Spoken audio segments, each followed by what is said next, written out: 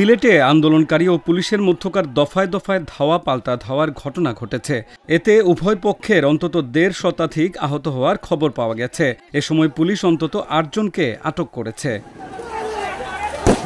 ২ August ৪টার দিকে এই সংঘর্ষ শুরু হয় পুলিশের পক্ষ থেকে ফাঁকা গুলি, টিয়ার শেল ও সাউন্ড গ্রেনেড ছোড়ার মাধ্যমে। জবাবে শিক্ষার্থীরাও ইট পাটকেল নিক্ষেপ করতে থাকে। এর আগে বিকেল ৪টার দিকে শিক্ষার্থীরা শাহজালাল বিজ্ঞান ও প্রযুক্তি বিশ্ববিদ্যালয়ের প্রধান গেট থেকে গণমিছিল নিয়ে সিলেট সুনামগঞ্জ সড়কে মদিনা মার্কেটের দিকে রওনা হয়। মাউন্ট এডুরা হাসপাতালের সামনে পুলিশ বাধা দিলে সংঘর্ষের সৃষ্টি হয়।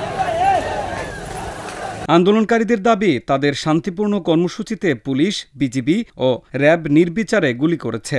বৈষম্য বিরোধী ছাত্র আন্দোলনের শাহজালাল বিজ্ঞান ও প্রযুক্তি বিশ্ববিদ্যালয়ের সমন্বয়ক আসাদুল্লাহ গালিব আজকের পত্রিকাকে বলেন, শান্তিপূর্ণ মিছিলে রাষ্ট্রীয় বাহিনী নিরীহ ছাত্র জনতার উপর নির্বিচারে গুলি ছুড়েছে। পাড়া মহল্লায় ঢুকে গুলি, টিয়ার গ্যাস নিক্ষেপ করেছে। অন্তত ২ শতাধিক আহত হয়েছেন। এদিকে সংঘর্ষকে কেন্দ্র করে আশেপাশের বাসাবাড়িতেও ঢুকে আন্দোলনকারীদের খুঁজতে দেখা গেছে পুলিশ সদস্যদের। এ সময় নারীদের সাথে তর্ক বিতর্কেও জড়াতে দেখা যায় আইনশৃঙ্খলা রক্ষাকারী বাহিনীর সদস্যদের। তবে সিলেট মহানগর পুলিশের উপকমিশনার উত্তর অতিরিক্ত ডিআইজি আজবাহার আলী শেখ আজকের পত্রিকাকে বলেন, বিশৃঙ্খলা সৃষ্টির পাশাপাশি পুলিশকে লক্ষ্য করে ইট পাটকেল নিক্ষেপ করেছে। আমাদের অন্তত ৫ থেকে ৬ জন পুলিশ আহত হয়েছেন। নাক ফেটে রক্ত পড়েছে।